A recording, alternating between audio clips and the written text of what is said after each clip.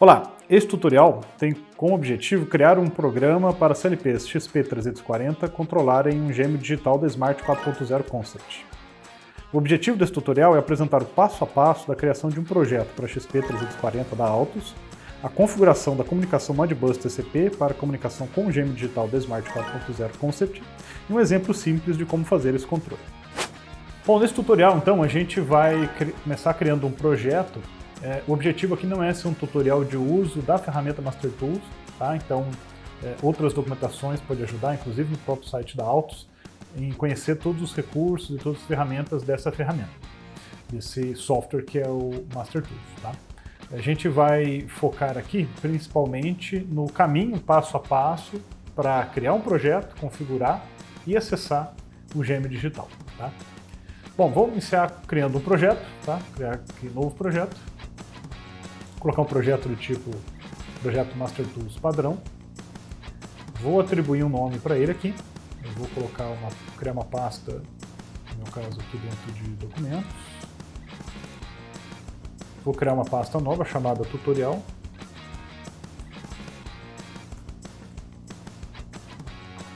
Tutorial, ok. Tutorial. Vai ser a nossa pasta, eu vou chamar aqui tutorial 01. Ok. Bom, ele vai vir com uma série de passos aqui, onde a gente vai configurando gradativamente o nosso projeto.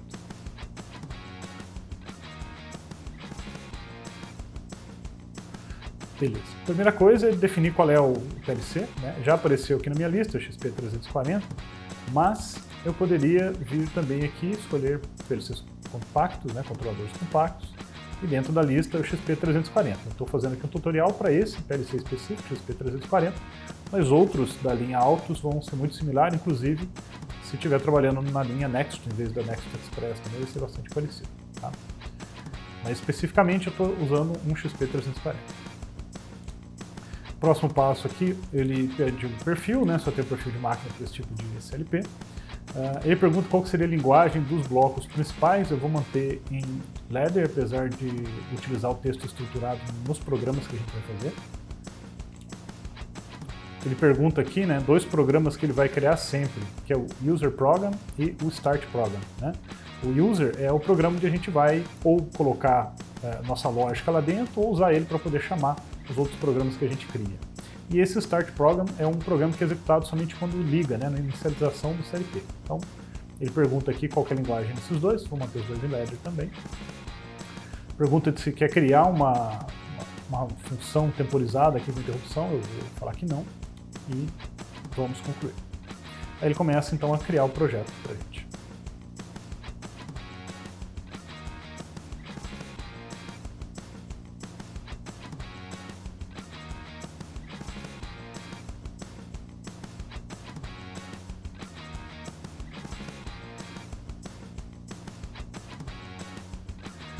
Maravilha, criou aqui o nosso projeto, né? A gente já vê aqui o XP340. Esse projeto, então, a gente vai se preocupar aqui em fazer a conexão ou a configuração da porta Modbus para poder conversar com o gêmeo do kit Smart 4.0 Concept, né? Esse gêmeo aqui, que é esse daqui, esse programa, né? Ele tem no seu lado direito aqui uma tabela, que é a tabela das variáveis Modbus. Essa tabela está organizada da seguinte maneira, ela mostra aqui a descrição do que se refere a cada dado. Posição para a gente significa qual posição dentro da tabela, ou seja, qual endereço Modbus daquele dado. Eu tenho aqui o bit, né? A ideia do bit é que tem informações que são mapeadas em um único bit dentro de um endereço, a gente vai entender isso melhor daqui a pouco, e o valor desse bit ou o valor do endereço, né? Também na última coluna. Para poder exemplificar isso aqui, eu vou mostrar para vocês aqui embaixo, né, essa variável de endereço 70, que me traz informação sobre as chaves do sistema. As chaves do sistema são essas que aparecem nesse painelzinho virtual aqui embaixo. Notem que eu tenho aqui chave geral, botão de emergência, chave S1, S2 e S3. Todas essas chaves elas estão mapeadas em bits da variável do endereço 70. Né? Essas variáveis do Modbus são variáveis de 16 bits, a gente considera do tipo Word. E cada bit aqui, até o bit 4, tem uma significação, os demais bits são irrelevantes para a gente. Para a gente entender como é que funciona esses bits aqui, eu vou ligar a chave geral. Quando eu faço isso, notem que na tabela, olha, a chave geral, que é o bit 0, agora tem o valor 1, e aí eu tenho aqui o endereço 70 também com o valor 1. Né? Então nós temos aqui esses bits, obviamente eles vão montar um valor binário, né? Então bit 0 estando em 1, o valor numérico da variável é 1, né? Os demais bits permanecem em 0. Quando eu clicar em S1, que é uma chave pulsativa, ou seja, ele vai ficar ativo um tempo e depois vai zerar, a gente vai ver que o bit 2 ele vai mudar de valor para 1. Vamos ver se isso acontece. Olha lá, bit 2 mudou para 1. E a gente tem ali também o valor do estado alterando para 5. Né? Por que 5? Porque eu tenho o bit 0 em 1, o bit 2 em 1, o valor binário dessa palavra aqui é 5. Né? Se a gente clicar na chave 2, a gente vai ver indo ali o bit 3 para 1 e o valor da variável indo para 9. Né? Vou fazer de novo, está em 9. Okay? Então a gente vai usar essa lógica de bits, né, lógica de teste de bits, para poder verificar como é que está o estado das nossas chaves e sensores. Alguns registros são registros que têm um valor total. Por exemplo, eu tenho aqui uma variável chamada velocidade. Essa velocidade é um valor de 0 a 100%, que está no registro 30. Então eu vou escrever 25, por exemplo, se eu quiser 25% da velocidade. Né? Então, nesse caso aqui, é uma variável que eu estou trabalhando com os 16 bits delas. Quando a gente tem apenas o nome da variável e os demais bits aqui, a gente tem uma variável onde cada bit tem um significado para a gente. Para esse nosso exemplo, eu vou dar atenção para o endereço 70, que é o estado das chaves, e para o endereço 60, que é o comando dos pistões. Tá? Então, eu tenho aqui 3 pistões na esteira. E esses pistões, eles são pistões de duplação, então a gente tem um comando para avançar e um comando para recuar. Então notem aqui, pistão 1, recuar, bit 0, pistão 1, avançar, bit 1. Né?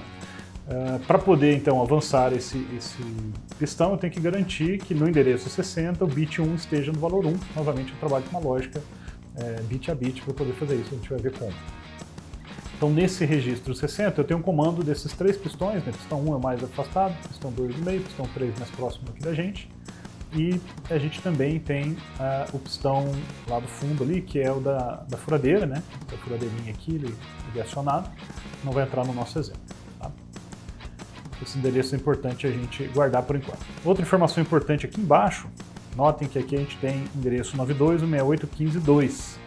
Esse endereço é o endereço IP deste computador, que é onde está rodando a simulação, ok? Ele vai ser importante, como a gente vai ver daqui a pouco. E também eu tenho aqui a porta 502. A porta 502 é a porta típica do Modbus. É possível mudar essa porta, né? Se vier em View, na verdade, configurações, alterar porta, eu poderia estabelecer aqui uma nova porta, tá? Não vou fazer isso, vou manter a porta 502. Isso vai ser importante para a gente daqui a pouco. Voltando lá no Master Tools, eu vou criar então uma configuração Modbus. Para isso eu venho em Net, botão direito, adicionar pasta. Opa, desculpa, não é adicionar pasta não. Net, adicionar dispositivo. Dentro do dispositivo associado à porta Ethernet do XP340, eu tenho alguns elementos, né? Por exemplo, vários protocolos de rede associados, mas ele tem uma pastinha aqui, um elemento Modbus. Nós vamos pegar aqui Modbus. Modbus Ethernet, eu tenho opções cliente ou servidor. A gente vai estar configurando um cliente, né? O cliente é aquele que acessa os dados. O nosso servidor Modbus é o GM Digital. Esse cara aqui é o GM Digital e a tabela que é acessada, né, que ele serve, né, como servidor, é essa tabela que a gente acabou de ver. Então, a gente clica aqui nessa opção Symbol Client, adicionar dispositivo. Então, nota que ele já criou aqui dentro de Net um cliente, né, Modbus. Eu vou clicar nele aqui e vou adicionar dispositivo de novo. E a gente vai colocar aqui Modbus Device, né? Então poderia ter vários dispositivos Modbus, cada um num endereço diferente. E eu vou estar então configurando um dispositivo, que é, no nosso caso, o GM Digital. Muito bem. Aqui eu tenho umas configurações importantes em Net. A gente vai ter o endereço do PLC, tá? Ele já trouxe aqui de um projeto anterior, mas o endereço do PLC nesse meu exemplo é o 92.168.15.1. É importante, obviamente, que o PLC e o computador estejam na mesma faixa de endereço e que a gente garanta que endereços aqui não estão em conflito, ou seja, que não existe outro dispositivo na rede que tenha esse mesmo endereço, tá? Então esse aqui é o endereço do CLP, ok? 192.168.15.1.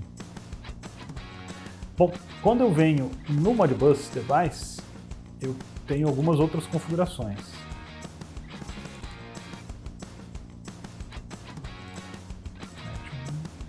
Modbus Device. Beleza. Eu tenho um mapeamento que a gente já vai fazer, requisições, e a primeira coisa que eu tenho que trabalhar aqui é parâmetros gerais, né? O parâmetro aqui, no caso, eu estou configurando o escravo que eu vou acessar. Então aqui eu tenho que colocar o endereço do escravo. Qual é o endereço do escravo? É o endereço que está indicado aqui embaixo do nosso simulador, né? 192.168.15.2. 192.168.15.2. A porta, nós mantemos a porta 502, que foi a mesma que a gente configurou aqui, né? Porta 502. E o endereço do escravo, tanto faria aqui, mas a gente vai manter como 1, ok? Bom, muito bem. Com isso a gente tem o dispositivo escravo, o dispositivo cliente configurado. Desculpa, dispositivo servidor, né? Agora a gente vai configurar a comunicação, né? Essa comunicação a gente vai ter que indicar aqui operações que a gente vai realizar nesse nosso servidor Modbus.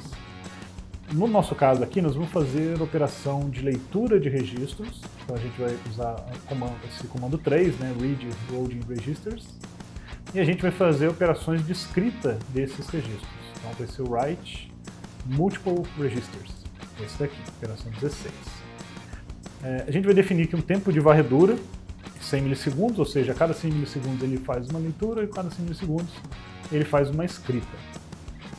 Ele tem uma configuração de endereço aqui, falando que o endereço base é 1 e o tamanho dos dados aqui é 1. Na verdade, nós vamos colocar em 72. Por que eu coloquei 72 aqui? Porque, na verdade, a gente vai estar fazendo uma leitura de todos os registros e uma escrita de todos os registros, tá? Então, em vez de ler esses registros isoladamente, a gente vai fazer a leitura de todos eles e depois a gente vai ver como é que a gente acessa cada registro individualmente. Isso é recomendável porque se você faz um monte de leitura não sincronizada de vários endereços Modbus do mesmo dispositivo, às vezes essa comunicação se perde. Se ele receber duas requisições de leitura de endereço diferente antes de ter a resposta do outro, isso às vezes causa alguma confusão.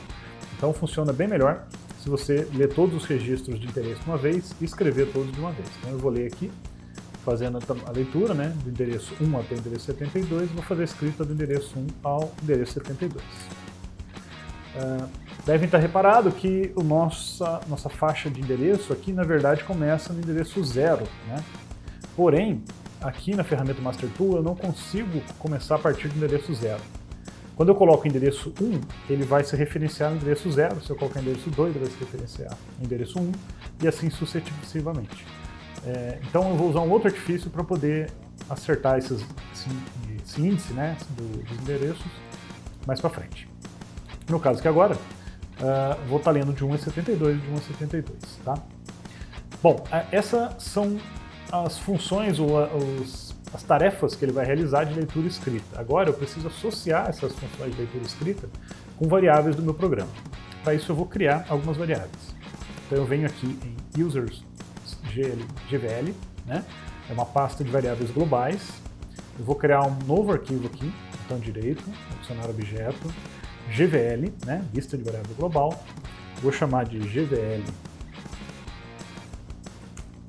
Smart Concept. Ok. A gente costuma colocar um comentário, né? Comentar esse índice aqui para facilitar a forma de acesso. Eu vou mudar a visualização para uma visualização de tabela, considero mais fácil aqui para a gente criar as variáveis. A gente clica aqui em inserir, e aí o nome da variável. Eu vou criar uma variável chamada uplink, variável uplink, e eu vou definir o tipo dela como sendo um array, ou seja, um vetor. A gente tem uma configuração de vetores aqui, eu vou colocar aqui uma variável que vai de 0 até 71, e é do tipo word. Ok? Então, o que ele vai prover para a gente é um vetor de uma dimensão, né? De 0 a 71, são os índices de Word. E vou criar uma segunda variável do tipo downlink, que vai ser também do mesmo tipo aqui. Um vetor de 0 a 71 do tipo word. Muito bem, essas duas variáveis elas vão servir para fazer o meu mapeamento. E notem que é um vetor que vai de 0 a 71. Né? Então aqui que vai resolver aquele problema de endereçamento, porque eu vou associar a variável uplink aqui, variável, aplicações, user GVL que a gente criou, eu vou colocar aqui uplink. Né? Ok. Bom, qual é o tipo de dado que eu tenho aqui? O tipo de dado que eu tenho aqui é uma leitura de Routing Registers, ok? Routing Registers serão lidos aqui. E o endereço inicial é 1, né? Endereço aqui é o endereço Modbus. Então notem que eu tenho uma variável que vai de 0 a 71 e eu estou lendo ela de 1 até 72, né? Então quando eu fizer uma relação para essa variável aqui, quando eu acessar um bit ou um byte isoladamente, né, um endereço, né, uma word isoladamente desse meu vetor, se eu pegar agora o índice 0, eu vou estar acessando o endereço 0 do Modbus. Se eu pegar o índice 70, eu estou acessando o endereço 70. Então aí, com isso eu resolvi aqui o meu problema de endereçamento. Bom, eu vou da mesma forma colocar aqui a variável que a gente vai chamar de downlink, que é a variável de escrita, né? Então, a cada 100 milissegundos ele vai pegar o conteúdo desse vetor e enviar todo ele lá para o nosso gênero. Bom, eu vou colocar aqui Loading Registers Write, ok? E também a partir do endereço 1. Ele automaticamente aqui já reconhece que tem 72, porque essas operações aqui devem corresponder a essas operações daqui, ok? Bom, com isso eu já estou estabelecendo uma comunicação, né, uma troca de mensagens periódicas. Agora eu vou adicionar mais duas variáveis de uso geral para poder fazer o nosso exemplo. Uma delas eu vou chamar de suites, que vai ter o valor das chaves. Essa variável é apenas um word, né? Uma variável, não é um vetor, é um word, uma variável de 16 bits. E uma outra variável que eu vou chamar de cylinders, para acionamento dos pistões, ok? E ela também é uma variável do tipo word, ok? Bom, muito bem. Agora a gente vai criar uma função de comunicação cujo objetivo é atualizar as variáveis de leitura escrita do Modbus. Então eu vou vir aqui em user poll, adicionar objeto, poll. Vou chamar esse poll de communication, por exemplo. Vou adotar aqui texto estruturado, eu acho que é a forma mais fácil de fazer isso que eu vou fazer agora. E beleza, então está aqui o meu programa. Então nesse programa eu vou fazer, basicamente eu vou fazer o seguinte, eu vou fazer a leitura das chaves, né? Então eu vou escrever sweeps, recebe o quê? Recebe o valor do endereço 70, né? 70 é o estado das chaves. Então, vamos lá. Switches recebe uplink, que é a variável que recebe os dados durante a leitura, endereço ou índice 70. Ok? E agora o processo contrário, eu vou pegar a variável cylinders e vou escrever aqui para poder fazer o controle dos pistões. Então eu vou escrever aqui o endereço 60.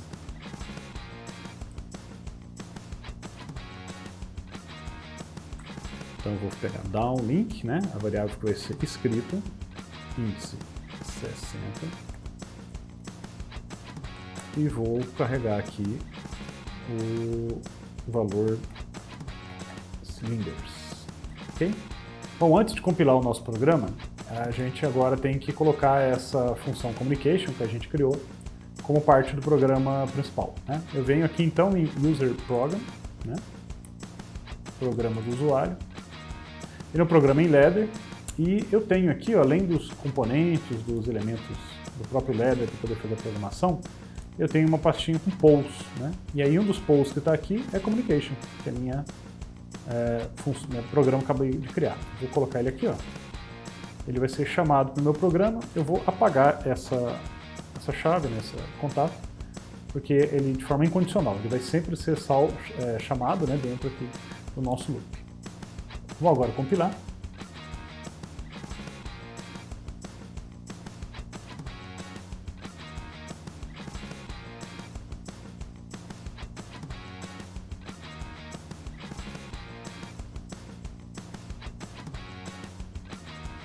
Ele está apontando aqui embaixo 0 erros, né? Então o programa foi compilado com sucesso. Então agora a gente precisa baixar esse programa no PLC. Para isso a gente vem em Device, Mapa de Rede, seleciona aqui o CLP do endereço que a gente quer e clica OK. Quando eu faço isso, ele deve aparecer aqui em verdinho, falando que ele identificou o CLP no endereço desejado. Tá? Qualquer mensagem diferente de ativo e sinalização em verde, verifique aí as configurações e as conexões da rede. Tá? Bom, agora a gente vai fazer o login, clicando aqui nesse botãozinho de login. Ele vai estabelecer a comunicação com o CLP. Deseja lugar, sim. Fala que tem um programa, ok. Está em ok aqui. Não deseja transferir o código-fonte. E ele vai passar o programa para lá.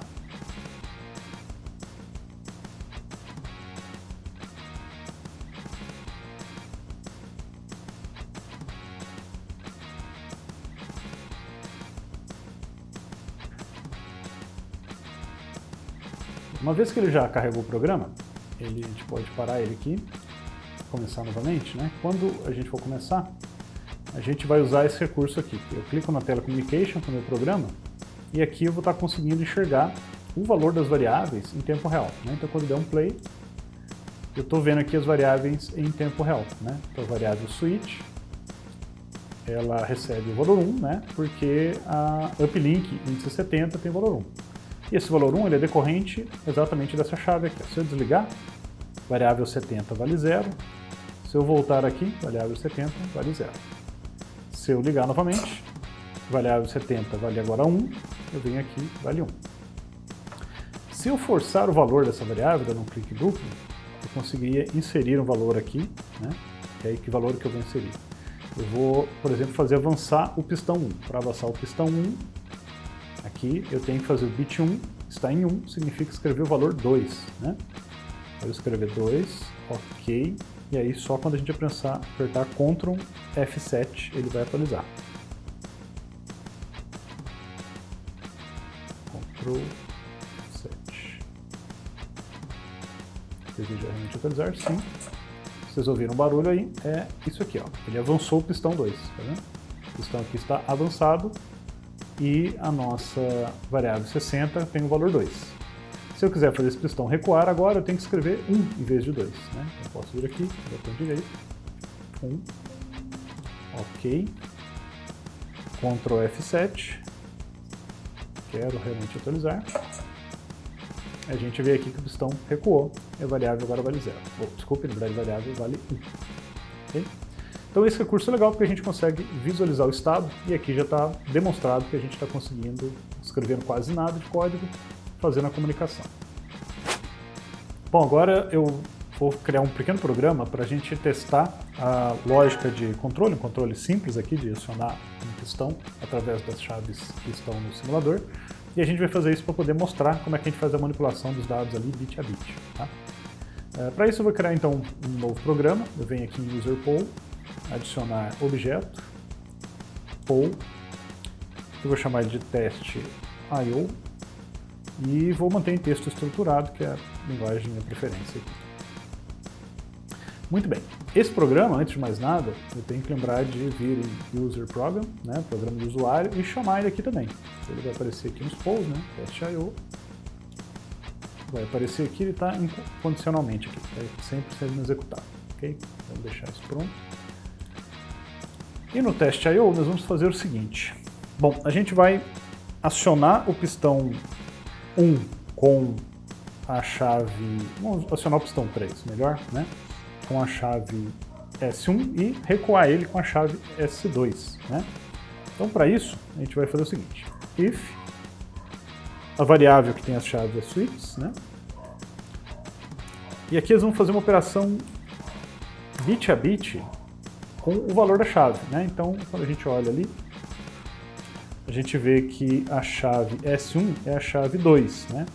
O valor binário para 2 para o bit 2, né, o valor binário do bit 2 em 1 é 4.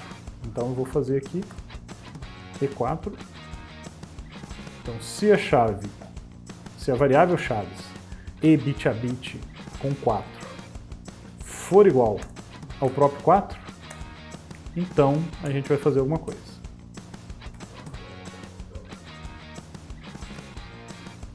Tá, por que eu fiz essa operação E aqui? Vamos entender ela com o comentário. Então, vamos imaginar que o valor da chave lá fosse esse aqui, ó.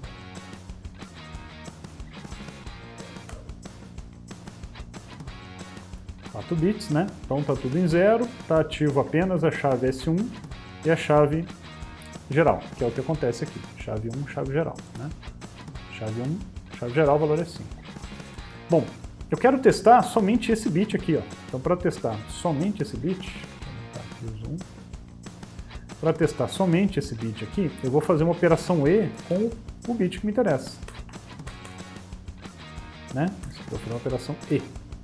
O resultado dessa operação E vai ser o quê? Todos os bits que estiverem 0, dão 0. E onde tiver 1 nos 2 bits, o resultado dá 1, né? Então esse valor aqui numérico é o valor 4. E esse valor aqui embaixo também é o valor 4, né? Então, se eu faço uma operação E, bit a bit, com ele, e ele resulta nele mesmo, significa que o bit de interesse para mim, que esse daqui está setado. Se ele tivesse em 0, né? Se aqui a gente tivesse esse valor zerado, o resultado aqui daria zerado e, portanto, seria diferente de 4, ok? Então essa é a lógica que a gente usa para testar os bits. Bom, se a chave estiver acionada, a chave no caso S1, né? Vou fazer um comentário aqui. S1. Eu vou fazer o seguinte, eu vou avançar o cilindro 3. Então vem cylinders e vou atribuir aqui o seguinte valor, no gêmeo. Para avançar o cilindro 3, eu tenho que setar o bit 5. Setar o bit 5 significa atribuir o valor 32, né? Que é 2 elevado a 5, 32. E a gente vai usar a mesma lógica aqui, só que agora a gente vai testar o bit da chave S2, né? Chave S2 é o bit 3, 2 elevado a 3 dá 8. Então, testando o bit 8, se ele for 8 tiver em 1, né? A gente vai atribuir o valor 16. Por que o valor 16? Porque pistão 3 recuar é 2 elevado a 4, portanto 16. Né? Bom, vamos ver se aqui vai funcionar. Vou fazer o login e ao fazer isso ele vai fazer o download do programa.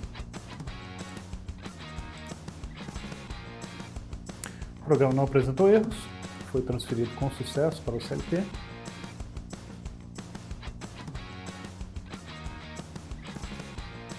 Vou colocar ele para rodar aqui. Ok, então notem que o valor de switches é 1, porque está acionado aqui apenas na chave geral. Né? Se eu zerar ela, veio para 0. Bom, eu vou acionar então agora a chave S1, a gente deveria ter o cilindro 3 avançando. Aí, ó, chamei a chave S1, o cilindro 3 avançou. Acionei a S2, o cilindro recuou. Notem aqui, ó, os bits, na hora que a gente movimenta aqui, né, na hora que eu clico S1, o bit 2 aqui vai para 1, e quando isso acontecer, lá em cima o bit que controla o avanço do pistão 3 também vai mudar. Olha lá, acionou o bit. Fui para S2, mudou de novo, né? Então estou lendo as chaves e estou acionando o registro que controla os pistões. Né? Com isso a gente conseguiu demonstrar como é que a gente trabalha bit a bit aqui.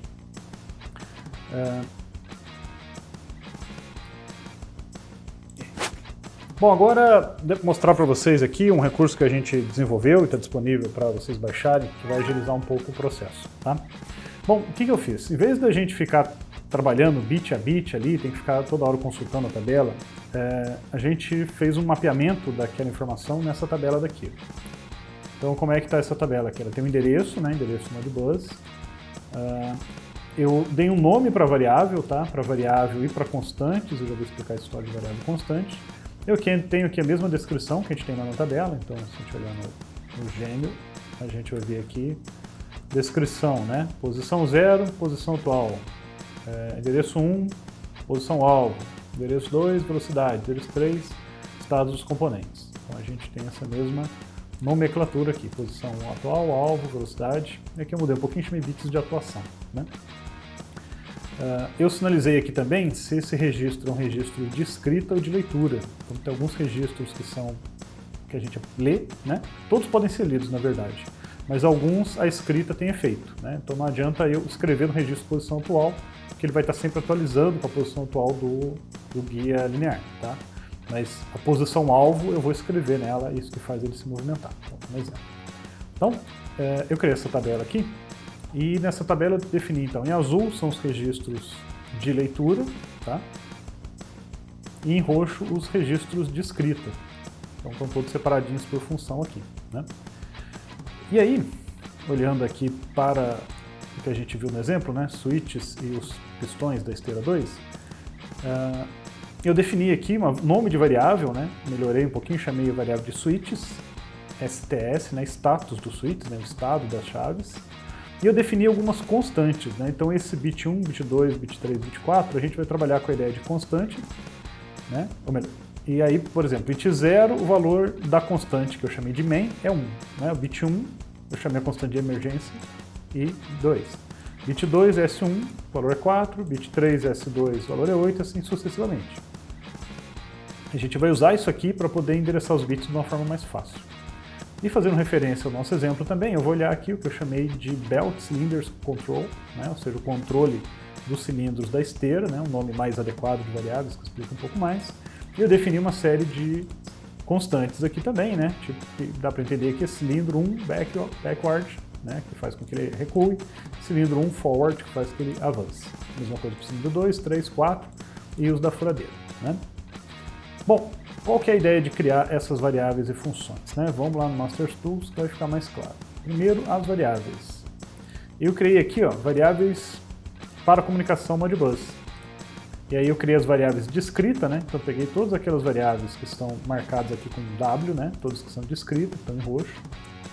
E eu defini aqui, né? Então, todas as variáveis aqui, conforme a gente for ver o nome, né? Então eu chamei de eActuator 300 Position, eActuator 300 Status, né?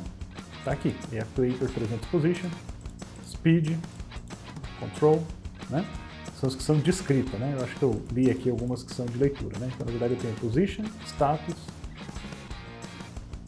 e aqui eu tenho Position e Status como variáveis de leitura. As de escrita são essas daqui. Todas elas do tipo Word, né? Eu trouxe aqui, para ficar um código bem feito, comentário explicando a descrição de cada variável dessa. Aqui estão todas as que são de escrita e aqui estão todas as que são de leitura, né? Obviamente, eu vou usar aquela mesma função communication que a gente já criou para poder atuar nisso. Então eu tenho aqui as variáveis que são de leitura, eu busco os endereços específicos lá dentro do uplink, que é o nosso vetor que traz todos os dados do Modbus, e coloco o valor nas devidas posições. Então, por exemplo, eActuator 300 Position. Esse cara aqui é o endereço 0, né? Então ele recebe uplink 0. As nossas chaves. As chaves são o endereço 70. Então, uplink 70 vai para switches, conforme a tabela aqui. 70 switches. E assim para todos eles, ok? Então, todos os meus valores lidos eu busco no vetor que eu li e guardo no registro adequado. E o contrário eu faço para os dados que são lidos, são escritos, né? Então eu pego a variável downLink e ela recebe todas as variáveis que são de escrita, né? Eu chamei aqui de atuator target, speed, control, o outro atuador target, speed, control também, etc, etc, e os do cilindro do nosso exemplo aqui, belt, cylinders, control. Ok. Bom, com isso eu já fiz uma parte importante do trabalho, que é colocar nomes adequados aos registros e permitir uma manipulação do código mais fácil de observar. Além disso, eu criei uma série de constantes, né? Então eu tenho uma série de constantes que foi basicamente nomear os bits, exatamente isso daqui, ó, nomear os bits dos registros todos, sejam de leitura, sejam de escrita. Eu vou pegar como exemplo o cilindro e a chave, só para poder ficar mais fácil. Então, das chaves, eu nomeei ali de Main, Emergency, S1, S2 e S3. Então, deixa eu achar aqui. Aqui, switches. Então, variável main é bit 0, qual que é o valor dela? É 1. Né? A variável emergency é o bit 1, o valor dela é 2. Chave S1, S2, S3 são os bits 3, 4 e 5, e os valores são, respectivamente, são os bits 2, 3 e 4, que traz para a gente os valores 4, 8 e 16. Então aqui foi uma definição de constantes para poder facilitar a nossa vida. Né? Da mesma forma, os cilindros, aqui com os cilindros, a gente vai utilizar aqui os valores que eu dei ali, né, atribuindo os valores de cada bit aqui que tem para poder utilizar essas constantes. E como é que eu vou usar isso aqui no meu programa principal? Vamos pegar um exemplo, por exemplo, do controle da esteira. Né? Eu fiz um programa que em um determinado momento ele vai ler o valor se o sensor, aqui é um bom exemplo, né? Se o sensor ótico e belt 2 é o quê? Eu tenho uma variável aqui de sensores. Tá, aqui, sensores óticos, né? Então, optical sensors. Eu tenho várias constantes. Uma delas é o belt 2. Belt 2 é o sensor que está na esteira. Especificamente esse sensor aqui, ó. Esse aqui é o sensor que eu chamei de belt 2. É o único sensor da esteira 2. Então, eu quero ver se esse bit está em 1. Né? Como é que eu faço para ver se esse bit, que é o bit 2, desse registro está em 1? Eu uso essa lógica aqui. Eu faço optical sensors e belt 2 igual a belt 2. É a mesma coisa que a gente acabou de fazer. Passou um aqui, isso aqui não existe não. A gente fez a mesma coisa para poder testar a chave, só que agora eu estou usando uma constante para poder tornar meu código mais fácil de ler e de programar. Bom, se o sensor estiver em 1, ele vai acionar o cilindro conforme a cor. Né? Então, em algum outro ponto do programa, ele capturou a cor do bloquinho, né? A cor da peça, e aí ele vai acionar os cilindros. Então, ele vem aqui e faz belt cylinders control, é o registro que está lá no endereço 60, que controla os cilindros. Eu coloco aqui, ó, se for da cor vermelha, o cilindro 1 forward, né? Ou seja, o cilindro 1 avança. Né? Se a cor for verde, avança o cilindro 2, se for amarelo, avança o cilindro 3, se for uma cor desconhecida, ele recua todos os cilindros. Né?